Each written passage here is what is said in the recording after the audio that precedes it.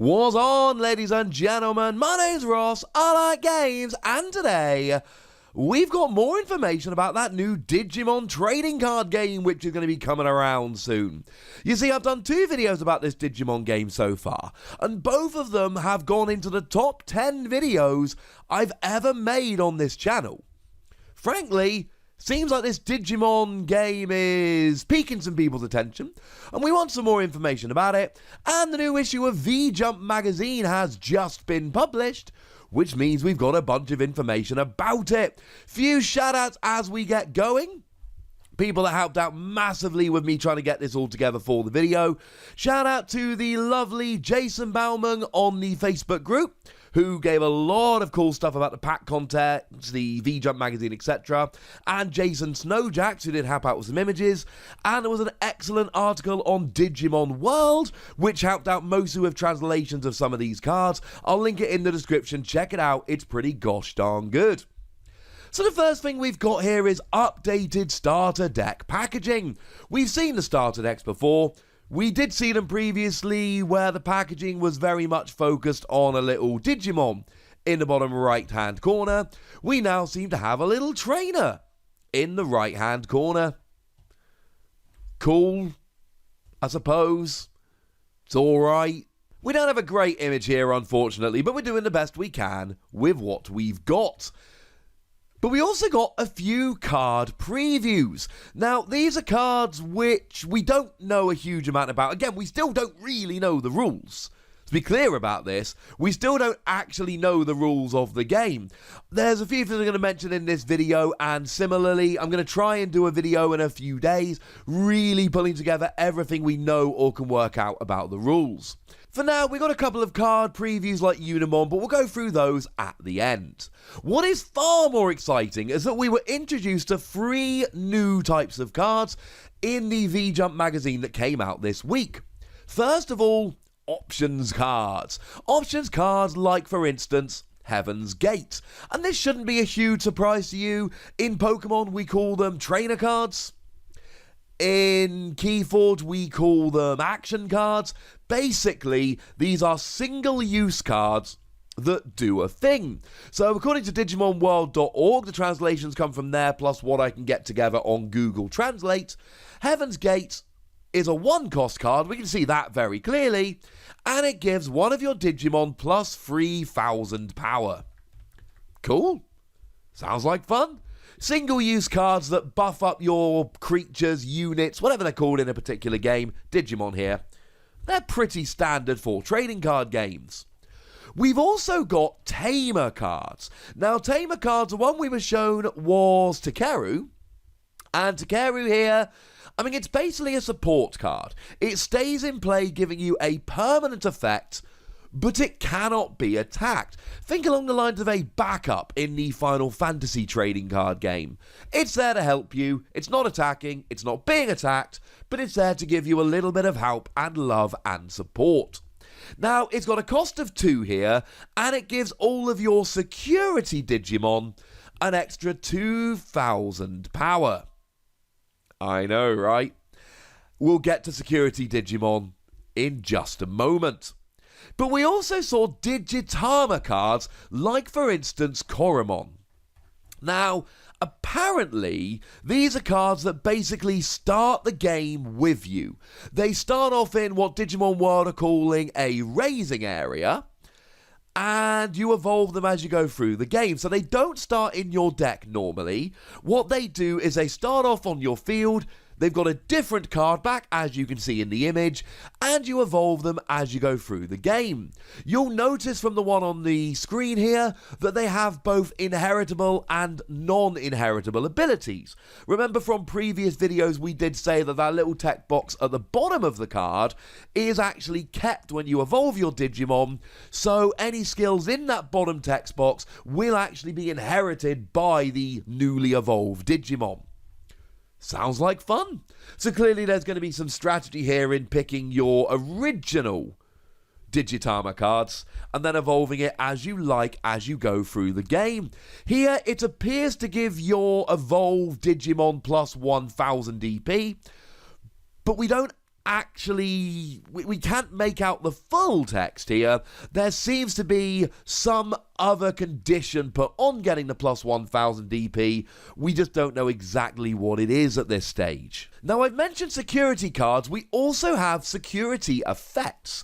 Now, from what I can understand, a security card is probably like a Guardian in Chrono Clash. That is to say that you need to attack and remove these security cards in order to open up your opponent to be attacked in order for you to win the game. That's what it seems to be here. And if it's like Chrono Clash, then X number of your cards will randomly be assigned to your stack at the beginning of the game, though it certainly looks like we are working on a very heavily modified version of the Chrono Clash rules. The memory gauge is clearly basically the Chrono Clash game, and these security cards really seem to be like Guardians. Plus, both games are made by Bandai. That's essentially what's leading us to say, oh, it's kind of like Chrono Clash. Outside of the general idea of Guardian/security and the memory gauge, I wouldn't read too much into it. Chrono Clash does not have evolving. It does not have inherited abilities when you evolve, because of the whole non-evolving. It doesn't have these Digitama style cards that are in play when you start the game. They seem like very different rule sets that do have a couple of things in common. But anyway, these security effects, you'll notice that they can appear on option cards and Tamer cards, because I've shown you a couple already. So if we go back to the options card Heaven's Gate, you can see there is a security skill there, and apparently during this turn, your Digimon and security Digimon all get plus 5000 DP. There then appears to be some kind of text which I'm assuming says that you add the card to your hand, but I'm not 100% sure about that. Take that with a pinch of salt. Similarly, if we have a look at Takeru, which was our example of a Tamer card, when it comes out as a security card, you may play this card without paying the cost. Again, it seems very much like it comes out as a security card, but some, when they appear as a security card, i.e. when they are knocked off of the security stack, for want of a better phrase, then you get this skill as a little bit of a bonus. Sorry you've been knocked off your stack. Have this as a bonus. Think about it like an EX burst in the Final Fantasy TCG. Now, the other really, really awesome thing we saw in this particular magazine was that we actually saw that we are getting exclusive promo cards coming in the next issue of the magazine. There is a Garurumon and a War Garurumon that are going to be coming in the next issue of the magazine. The next issue of the magazine is apparently dropping on the 24th of April. That appears to be what it's saying in the text there. So I suppose it's time to find somewhere to import this magazine, or hit up one of my friends in Japan, see if they'd be nice enough to send me one. Now, we do also have some updates about what actually appears in the starter decks, and there is actually definitely going to be a first expansion. So the starter decks, very quickly, we've seen the 3 of these. They're coming out on April the 14th. They cost 500 yen, which is extremely cheap.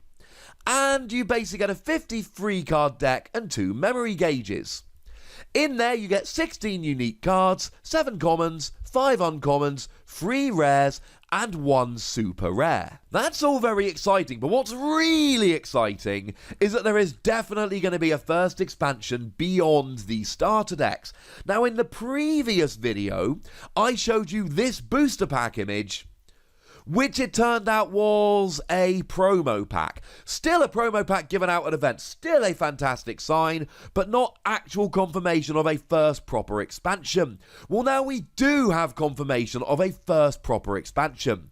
It is called New Evolution, and although there is a booster pack image that is floating around on the internet, when it was posted in the Facebook group, which you should all join incidentally, I'll pop a link in the description, the person who posted it was messaged to take it down, so I'm not going to pop this in the video out of respect for Bandai, who don't really want it being shared around, because frankly, we want to be nice, so that they will help us out and work with us and engage with the community. We don't want to go them before the game even comes out. But it's called New Evolution, and in every pack you get 6 cards and an index card, and one of the cards is a parallel foil, so you get 1 holo in every pack, as is common in a lot of card games. The total contents of the set is 115 cards, with 45 different commons, 30 uncommons, 28 rares, 10 super rares, and 2 secret rares, which explains the rarities in this game. We are getting the fairly standard common, uncommon, rare, with some super rares and some secret rares that you've got to be very, very lucky to pull. Now, you are going to be getting 24 packs in a booster box, and they are going to retail for 4,752 yen, which is $42.50 or £33. Yes, I am rounding. Now, I did say that there were a couple of cards that have been spoiled. Turns out there's one that we've got at least a partial translation of that we haven't looked at before. It is UNIMON, and in translation is coming from Digimon World / Google Translate. So we've got an entry cost of 5 and an evolution cost of 2. I did mention in a previous video that we've got these 2 different costs, whether you're playing it normally or evolving from a previous Digimon. And it is a blocker that says when another Digimon attacks, you may turn this Digimon from the active to the rest state and make it the target of that attack. Basically, you can redirect an attack from another Digimon over to here.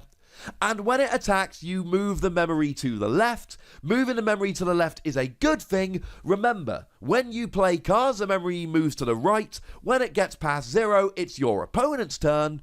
So clearly here, we want to move the memory gauge to the left as far as we can.